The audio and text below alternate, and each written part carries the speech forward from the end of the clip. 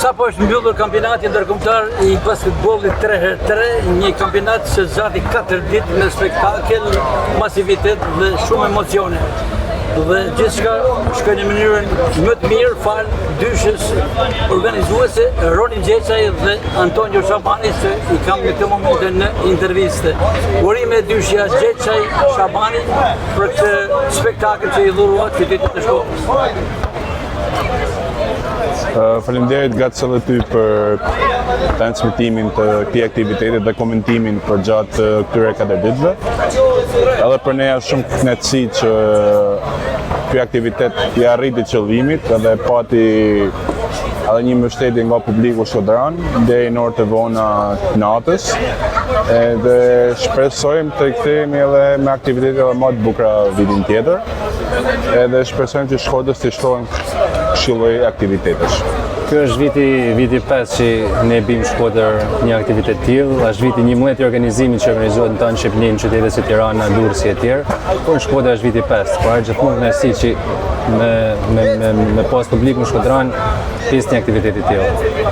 Zakonisht në intervistat tona i realizojmë duke pasur një personazh, por në këtë rast unë nuk mundja të ndaja dy personazhet kryesore të cilët janë bashkë organizatorë, janë drejtuesit e shoqatës kombëtare të basketbollit 3x3, Roni Gjeçaj dhe Antonio Shabani, sepse merita është e të dyve për gjithçka i dha këtij qyteti. Sa vështirë ishte Roni? Dhe ta drejtën është bajegi e vështirë, të pas parasysh që ky aktivitet kërkon një përgatitje rreth 6 mujore për të qenë një aktivitet pothuajse perfekt, sepse s'mund të themi që çdo gjë shkoi ashtu siç duhet, por po themi 95% e aktivitetit ishte shumë pozitive. Ditë më të vështira janë gjithmonë ditë para aktivitetit dhe gjatë, sepse është montimi i gjithë timit në stadiumi në një kohë rekord prej 12 orësh. Gjithashtu edhe pjesa tjetër është menaxhimi i njerëzve që vinë në këtë aktivitet, i cili ka pas një pjesëmarrje shumë të lartë, numrin rekord për aktivitetet tona, që kanë qenë 85 ekipe pjesëmarrëse. Antonio Shabani, një finale shumë emocionuese, Landriano me përbërje shqiptaro-italiane dhe ekipi shkodran Suish Buç me emra të njohur të basketit të Shkodran si Bekteshi, Doja, Popliku dhe Sinani. E meritoi ekipi Landriano titullin?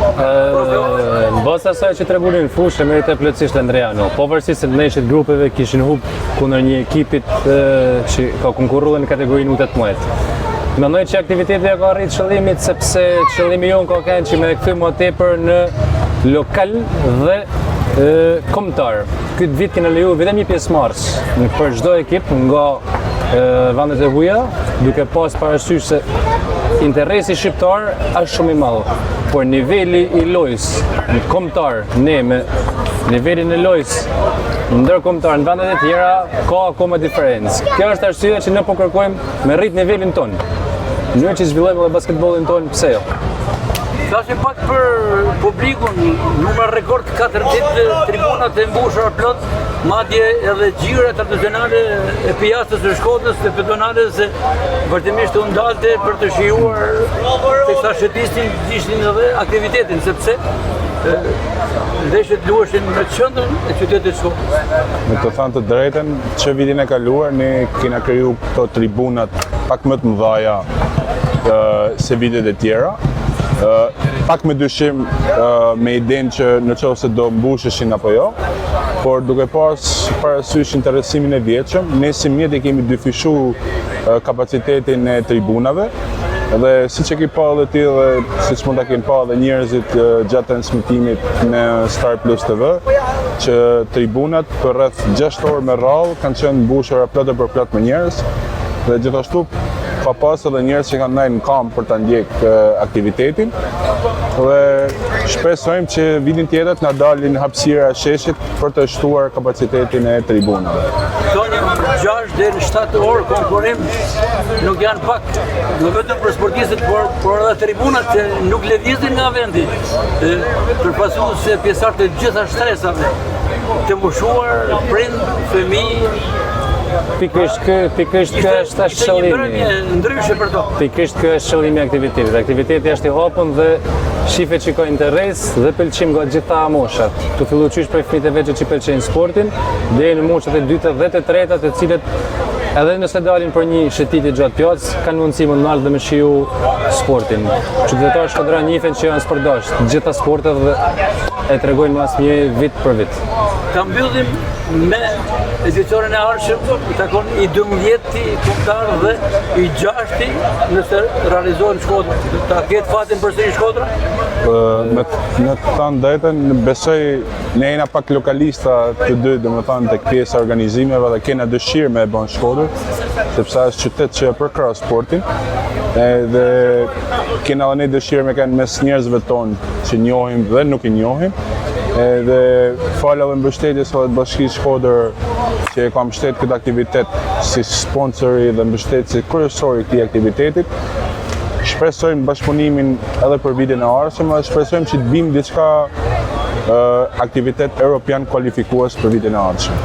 Vlen mu theksu përveç Bashkisë Shkodër, edhe Këshilli i Qarkut Shkodër dhe Federata Shqiptare e Basketbollit që ishin 3 partnerë kyç për zhvillimin e aktivitetit, mund të them, por po harru dhe gjitha bizneset shkodrane të cilët në një mënyrë apo një tjetër kanë dhënë një mbështetje ekstra për zhvillimin sa më të mirë të aktivitetit. Gjatë që gjejmë rastin, bashkë me Ronin t'i falenderojmë secilin. Gjithashtu edhe pjesën e media partner, Veriu Sport si gjithmonë pranë sportit, dhe me ty gatës në kry që ki komentu dhe ki transmetu live aktivitetin, por edhe televizionin Star Plus i cili ka transmetu live aktivitetin për 6 orë dhe shpresojmë që publiku shkodran këtë pas mundësi të ndjekin në të dy kanalet.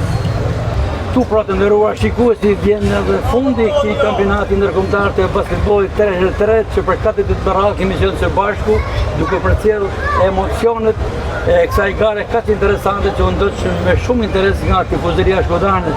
Në mbyllje falenderoj edhe një herë dyshën organizuese, dyshën drejtuese të shoqatës ndërkombëtare dhe kombëtare të basketit 3x3, Roni Gjeçaj dhe Anton Gjoshabani që aq shpesh e kam komentuar edhe gjatë transmetimit, meritoni me të vërtet një përgëzim të veçantë sepse i keni dhënë Shkodrës në këto 4 ditë një shfaqje teje sportive të këndshme, gjë që e kanë shprehur edhe vetë, jo vetëm pjesëmarrësit, por edhe të gjithë qytetarët shkodran, madje edhe shumë turistë të cilët kanë zgjedhur Shkodrën për të pushuar dhe kanë shijuar edhe basketbollin.